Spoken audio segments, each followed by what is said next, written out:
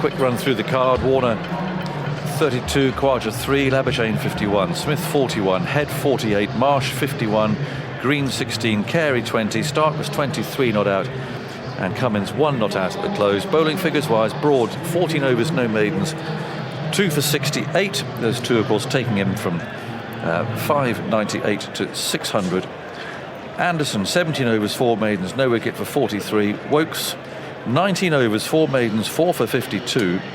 Wood 16 overs, 4 maidens, 1 for 60. And Moeen Ali 17 overs, 1 maiden, 1 for 65. So 299 for 8 Australia overnight, with certainly Thursday and Friday looking calm and dry. Then certainly some unsettled weather due on Saturday, which I suspect will determine how England are going to play it tomorrow. Michael Vaughan and Glenn McGrath alongside me. Let's look ahead to that actually to start, because this is fascinatingly poised, isn't it? And with that forecast, England are going to go for it tomorrow, aren't they, Michael? That's feeling in my bones. They're going to score whatever they can tomorrow and get Australia batting again as soon as they possibly can on, tomorrow night or Friday. Yeah, that'll be the game plan. It's been pretty much the game plan throughout the whole series, that they'll come out and play aggressively. I'm intrigued by this pitch, because I'm not too sure it's the kind of pitch that you can go and play really aggressively all the time. I think there's always a ball that just does a little bit. There's a bit of seam movement. It might quicken up tomorrow, which might make it a little bit more difficult to play the big drives that England like to play. England will come out and try and score quickly. I thought actually Australia today, the pitch has played decently, but there has been a bit of movement. But I think Australia have missed a massive opportunity. If Australia had batted 130 overs in this first innings, that's pretty much this game sorted. With the weather that's coming, get beyond 400. There was some good balls, but I look at someone like Marnus Labuschagne, he gets to 50 and he was out soft. To a Moeen Ali, just a little off spinner that just came back a little bit, probably lost his concentration, tried to play it a little bit too square on the onside. So I think Marnus will feel that he gifted England the wicket. I think a lot of the other wickets were good bowling. You look at David Warner, he got a good ball, pitched up, it nipped away. Khawaja got a good ball, one that nipped back. The 2 wickets in an over, Cameron Green and Mitchell Marsh, when those two were looking set. Terrific bowling. Chris Wokes is a magnificent bowler. His record in England with the Duke ball, he's just a master, and he just presents the seam, he gets a bit of movement, he gets a bit of zip, and he's also got that wobble seam that he turns to. He's a brilliant cricketer for England in the UK. Yeah. What do you think of Chris Wokes, Glenn, and the way that his record is so drastically different from home and away. It's extraordinary. It is, and I've always been impressed by him. I think he's a quality all-rounder.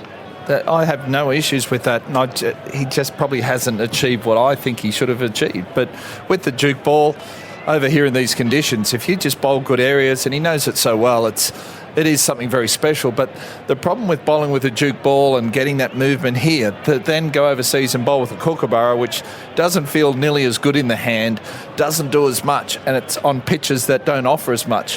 It's a little bit different. I think Jimmy Anderson found a problem with it for quite some time. But over here in these conditions, he's just bowls such great areas, nips it around, does enough with the ball, can swing it in the air. He's got great control, and that's how you take wickets, and that's why he's bowling well this series. I think interestingly with Chris Wokes, Saggers, is his preparation into this summer. He turned down the IPL. Yeah. He stayed here to play county cricket, and I think he's the kind of bowler that needs lots of overs, and he needs to play 4-day cricket, red ball cricket, to get himself in the rhythm. And if you actually look at England this kind of next few months, by doing what he did at the start of the summer to get himself into rhythm, it's made him produce the magic that we've seen in the last 2 Test matches, and it also puts him in good stead to open the bowling in the white ball side, in September, and more importantly for the World Cup in October, November. So, I think with certain players, look at Mark Wood, he doesn't have to play any cricket, and he can rock up and just deliver. He's just got that kind of ability to do so. But Chris Wokes is the kind of bowler that needs overs. He needs plenty of them. Just see something nice there. Stuart Broad, who will talk to you in a minute, has gone over to do TV. But actually, Martin Saggers, here's an old bowler for you. 4th umpire. Guess what he just gave him? The ball. Yeah. Yeah, nice. He got it in his pocket, thought Stuart Broad will be out there. So he's got the ball that he took a 600th wicket with. That's how bowlers think, Glenn, isn't it? We look after each other. Yeah, Stuart Broad wouldn't be leaving the ground without that ball. There's no reason why anyone else should have that ball. And he's got it. He's the second fast bowler to reach that incredible number. The other one's bowling at the other end. So, it's just been an amazing partnership for Broady to pick up that 600th wicket today is pretty special. Just interesting as well, again, just last thought on Woakes, Michael. Quite a big call, therefore, for Ben Stokes not to give either Broad or Anderson that new ball down at this end. I mean, there's an option. Okay, Jimmy took it at the other end, but he actually gave it to Woakes, which again suggests that's where the captain's thinking. Yeah, and it was the right call. And you could argue that Broad should have bowled from the other end because Broad and Woakes have been really the pick of the seamers today. Jimmy Anderson's not got the wickets. I thought he had a little bit of unfortune. There was a couple of edges that didn't quite carry to the slips. There was that inside edge at the back end there that went past the stumps. On another day, that hits the stumps. So, what we've seen with Jimmy Anderson in the 3 Test matches so far, he's not been the Jimmy Anderson that we know. We've got to be honest. He's not the Jimmy Anderson that we've seen in the past. He's 40 years of age. England have picked him this week on the fact that they feel he was right and ready, bowling from his own end. I totally get that. A bit of sentiment. But if anyone's ever earned the right to be picked on a little bit of sentiment, Jimmy Anderson is that bowler. Yes. Yep. But for how long? I mean, this is going to be a conversation. If England don't win this match, there will be a conversation next week, won't there? Well, Josh Tongue. The fact of the matter is, Aggers, Josh Tongue has bowled better recently than Jimmy Anderson. But Jimmy Anderson has earned the right to get that opportunity this week to bowl from his end at his own ground. Yep. To try and get impactful in this Ashes series. It hadn't happened today. He could come back tomorrow, get the last 2 wickets. He could do some damage in the second innings. So there's plenty still for Jimmy Anderson to bowl for in this game. But England certainly went on the sentimental side of selection rather than, Josh Tongue when he bowled at Lords to the Aussies and the way that he bowled to Smith and the way that he kind of ruffled David Warner a couple of times. Yeah. He looked a handful. Yes, he did. And on this kind of surface, I think he would have been a handful again today. But I completely understand where England went with selection this week. Yeah. And sentiment, it is right. But you often don't get that fairy tale ending, do you? I mean, it often doesn't happen. And for someone like Jimmy, he's just a legend. He's just been such an incredible part of English cricket for such a long time. Closing in on 700 Test wickets for a fast bowler is unheard of. So, you'd hate Jimmy to sort of hang on, just hang around and sort of go out with a bit of a flutter rather than go on his own terms. So I think he'll know when the time is right, and you hope for someone of his calibre to go out on his own terms. Hopefully, he picks up one of these last 2 wickets and gives him a bit of confidence in the second dig, and we see how we go from there. Do you think it'll be on Rob Key's in tray at all, a conversation with Jimmy Anderson? Yeah, I'm sure it will be. I mean, I don't think at the minute, it's about getting through this game. It's about going down to the Oval and seeing where England are at.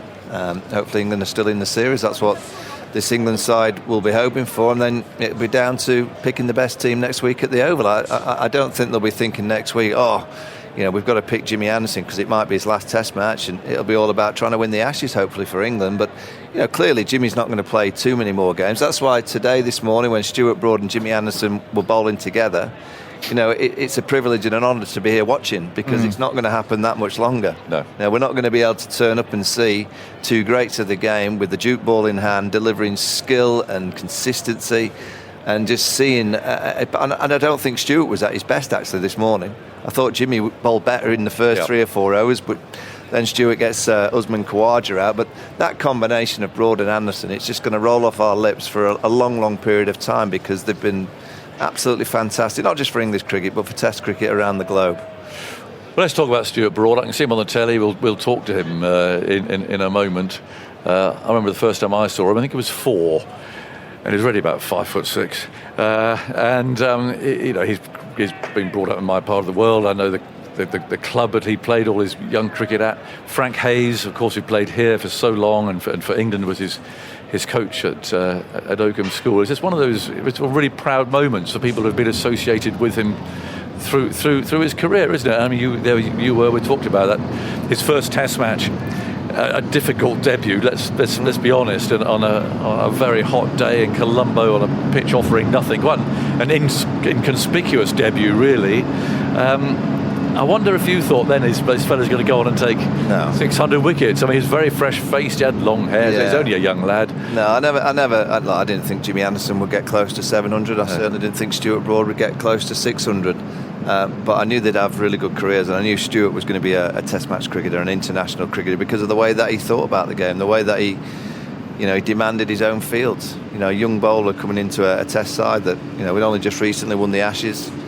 So we had a lot of seniority in that team, and he was probably one of the first bowlers that I captained that actually said, "No, I set the field." Generally I set the field for Hoggy and Harmy and Freddie. They'd just say, "Right, what do you want, Skip?" And I'd say, "Oh, what about? All right, that'll do."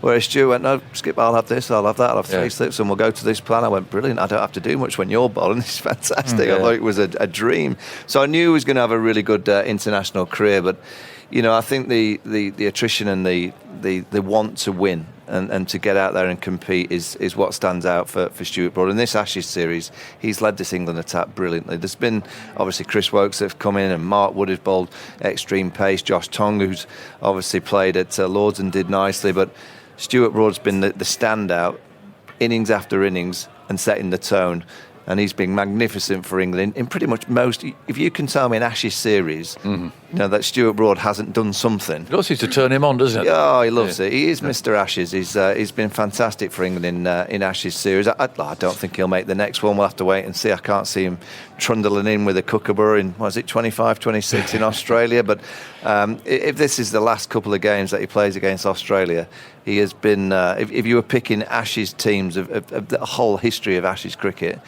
And the competitive nature of what Stuart Broad brings, I think he'd be getting into most of those teams. And I like the way that he's improved. That's an obvious thing to say, but I think there have been times in his career where he hasn't quite known what his role was. It was used as a time to bowl bouncers. The enforcer, wasn't it? The enforcer.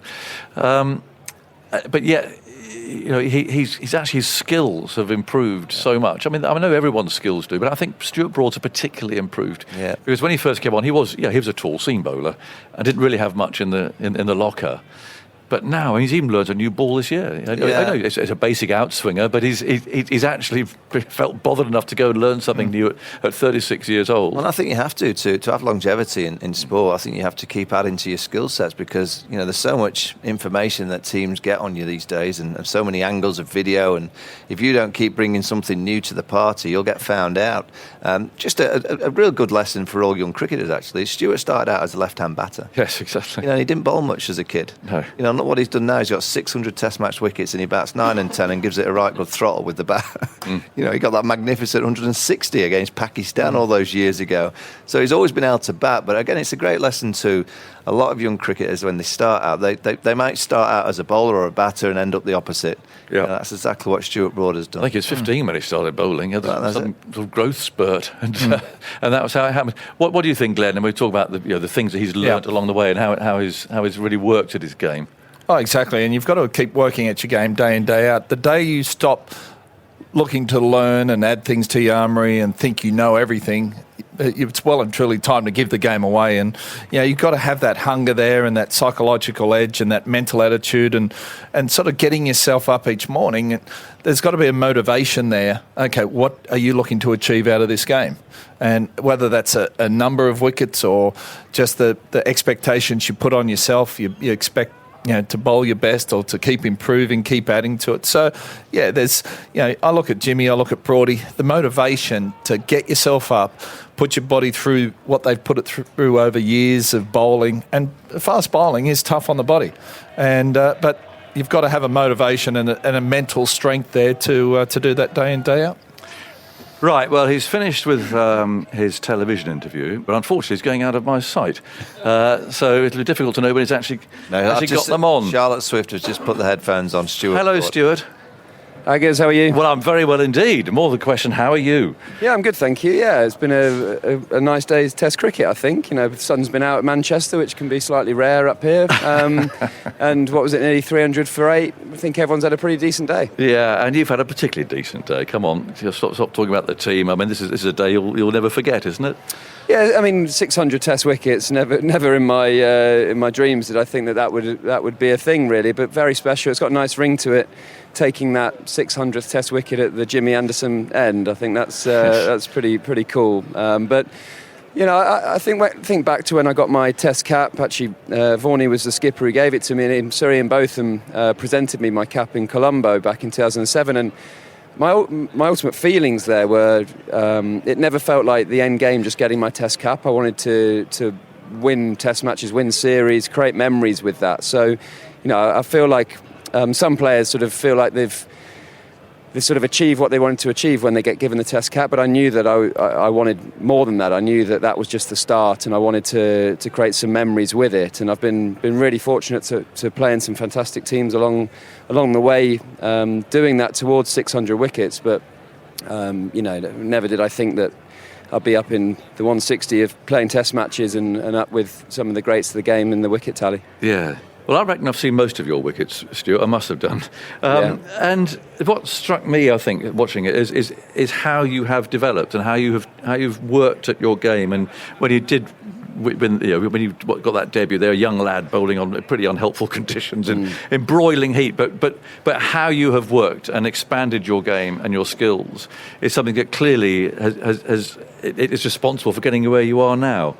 Yeah, I think so. I mean, most of the players I've played with at the top level, the mindset is sort of continuous improvement, and you're always looking for something in your game that you can move forward each year. And ultimately for me, training-wise, that's one of my number one points. I'm always looking that I have something to change or tweak in training, because that brings intensity to my training. And I think, you know, getting the ball moving away to the right handers more, because I'm naturally like a wobble seam bowler that can nip the ball back to the stumps. But I think you saw after tea to Cameron Green for a period of time, got the ball moving away. That's something that I've worked on, particularly in the last 6 months, 7 months. And just for me, it's almost for my mental freshness to keep having something that I'm working on and tweaking. And you know, I think that just keeps me driving forward. Has there been a particular coach, somebody who you've kind of turned to when things have either been a bit difficult,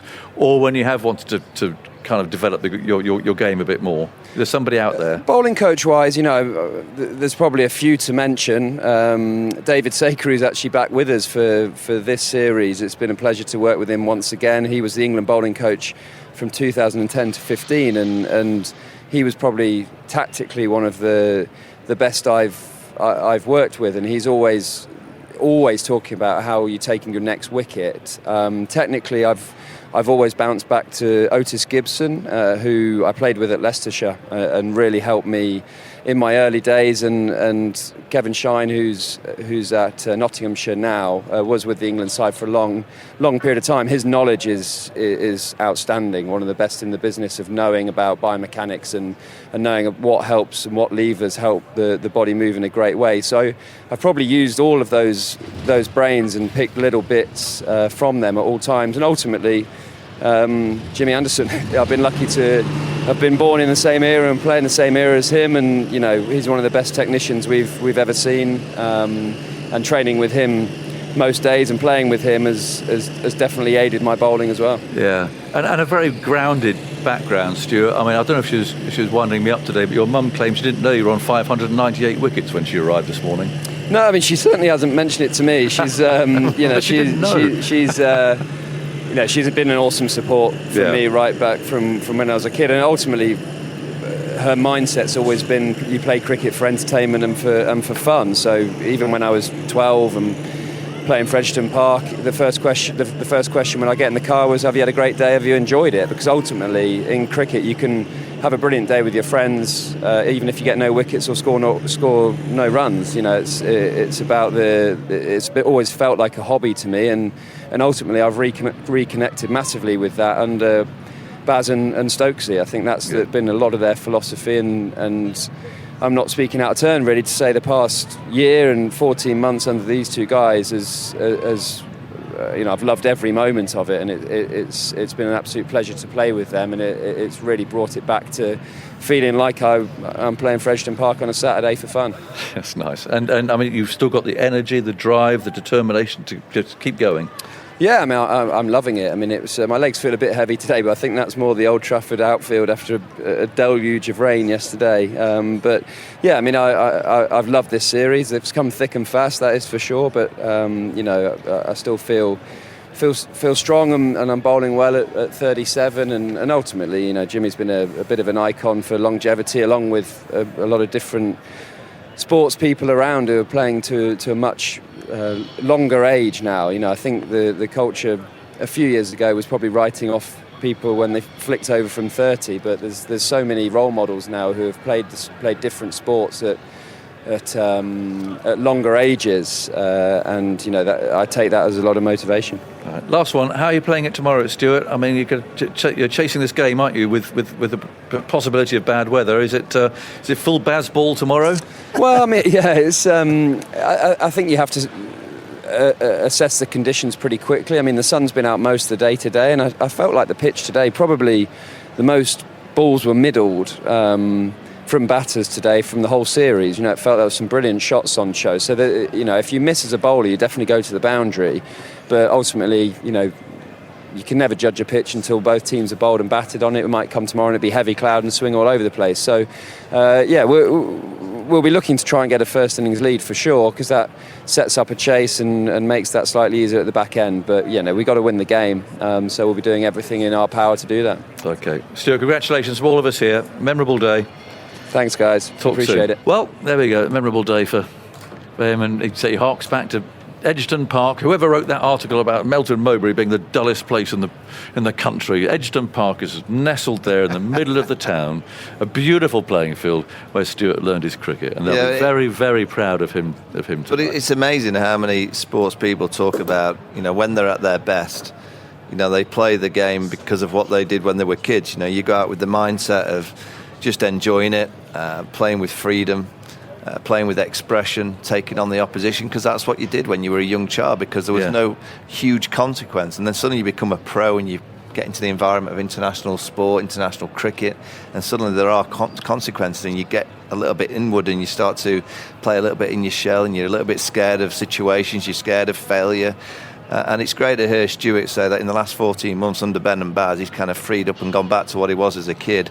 I had it many times in my career when I was playing because I loved it, and then you get all this pressure put on you, and you put so much pressure on yourself that you don't always enjoy playing the game because you feel that pressure, and you just wished and you hope. And I think this England setup with everyone that's involved in the management side, from Rob Key to Baz McCullum to Ben Stokes, lots of other really good people around the team, I think they generally are going to buy into trying to make sure that the players go out there to enjoy it. Yes. Enjoy it, have a crack. It's not always going to work, but I think it's the right mentality for all players to take on. There will be players that can't take on that mentality on a regular basis, but those that do it and do it on a consistent basis, I'm pretty sure they'll have a lot of success doing it. And it's remarkable, really, that he's done that, having come back from being dropped, which of course it's easy to forget that ever happened now, that reset.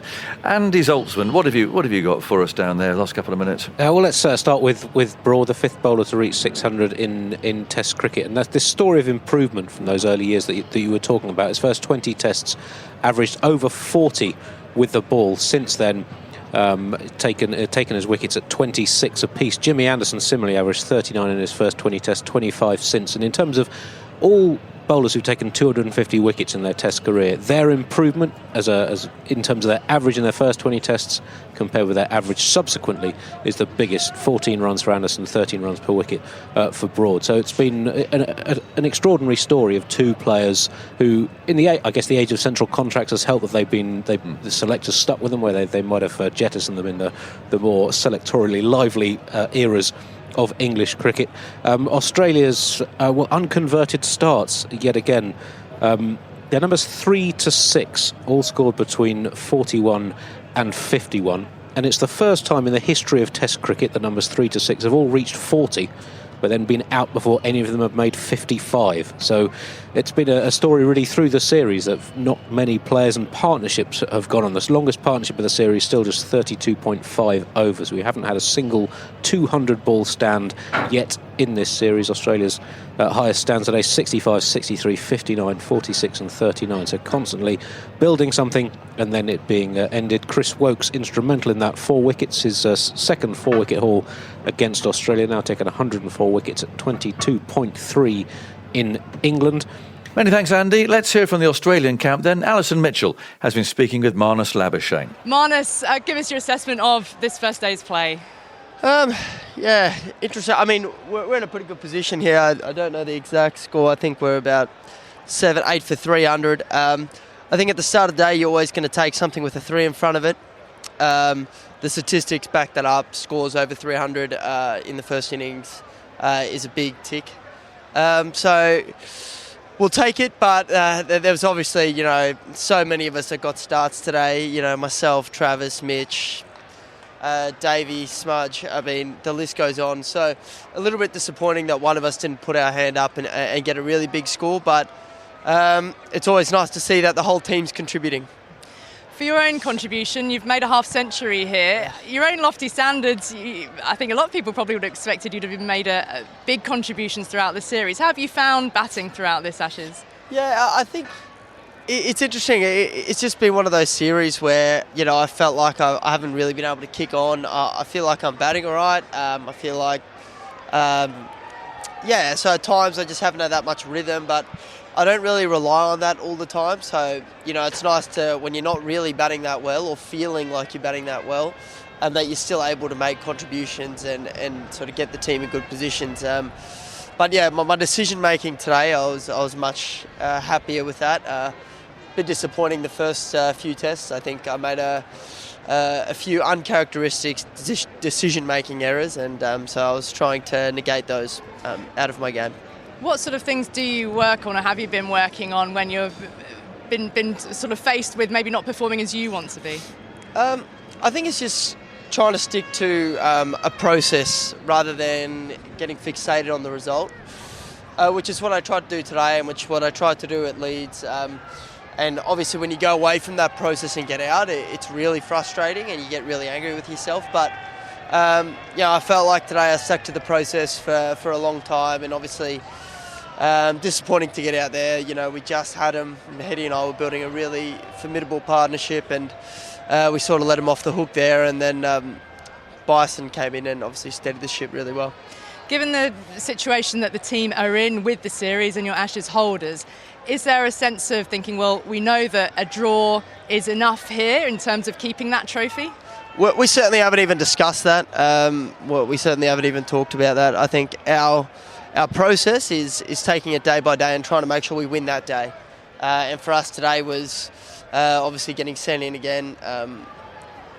It was just about putting our best foot forward and putting on a score on the board that was going to put pressure on England. And obviously they're the ones that are going to be chasing the game with some weather around for the last 2 days. Do you have to put that weather completely out of your mind? I mean, we're not playing with it in mind, but I think, you know, the weather in Manchester is like a roller coaster, so you never know what's going to happen. It's forecasted rain and then it's sunny the whole day. So you take it out of the game, but you know it's there. But for us, it's just about winning it day by day. And just a final thought, there was obviously a lengthy interruption during your innings. Something was distracting you at the far end. Did you ever figure out exactly what it was? Yeah, so I think it was one of the beams and the sun was directly just glaring straight off it. So it was just one of those. I actually didn't see it the first ball. And then Davey saw it and told me, and then I was like, oh, well, now I can't unsee it. So we had to get rid of that, unfortunately. And that probably halted our rhythm. I think we were building quite a nice partnership there. And obviously then Davey got out there. But best of luck tomorrow, Marnus. Thanks for joining us. Thank you very much. So, a day to remember for Stuart Broad, becoming only the fifth player to take 600 Test wickets. He's enjoyed some special moments since making his Test debut under Michael Vaughan back in 2007, and his achievement has certainly been appreciated by his teammates. Back goes Bodden. He's bowled. Broad's had him playing into his stumps. A good delivery. Hit the pitch, cut back. He's chopped it into his stumps, and Broad is embraced. He's been unbelievable for many years now, but now he's sort of, you can even see at 36 years old coming into the series working on a different delivery that he's been known for over the last 5 or 6 years has probably made him even better. Now he's been able to shake the ball away from the right-handers as well as back in. He's been incredible for us, and hopefully more of the same, and he can keep that form up. Here comes Broad, bowls edged and taken at slip. It's the end of Dhoni, a flat-footed drive, and he was comfortably taken at second slip. And well done, Stuart Broad.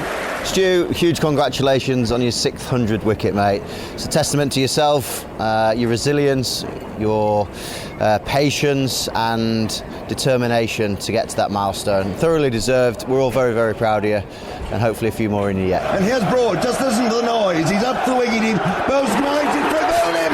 It's bowled him, he's taken the hat-trick! It's fantastic!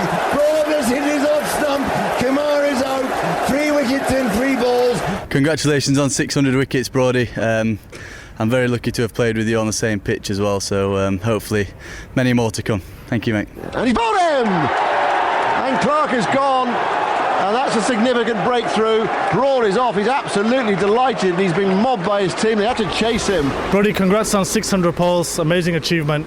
I'm proud to have been part of that journey. Really pleased for you and your family. You really deserve it. All that work you've put in throughout your life. Well done and congrats again. In comes Broad and he bowls, and that's lofted up to mid-off, and there it is. Stuart Broad takes his 6th wicket. And England have won. They've won the series. They've won the Ashes.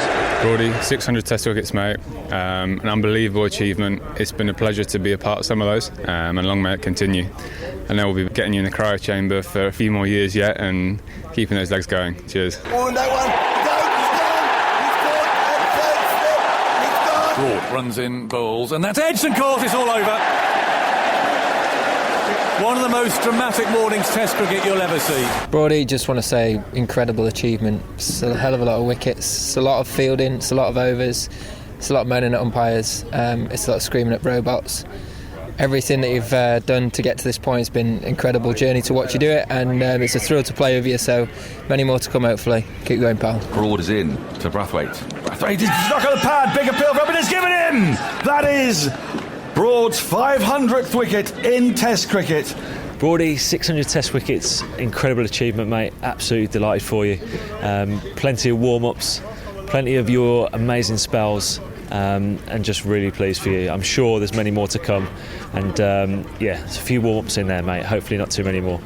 In comes Broad, bowls, and that's hit in the air, down towards fine leg, it's caught! And Broad's taken his 600th Test wicket through a very good catch, down in the deep at long leg. Brody, congratulations, mate. 600 wickets, 600. Mate, some achievement that. Keep pumping those legs, keep running in, and keep doing the business for England. Well done, mate. Mark Wood on Stuart Broad, and you also heard from Ben Stokes, Johnny Bairstow, Harry Brook, Moeen Ali, Zach Crawley, Joe Root and Chris Wokes.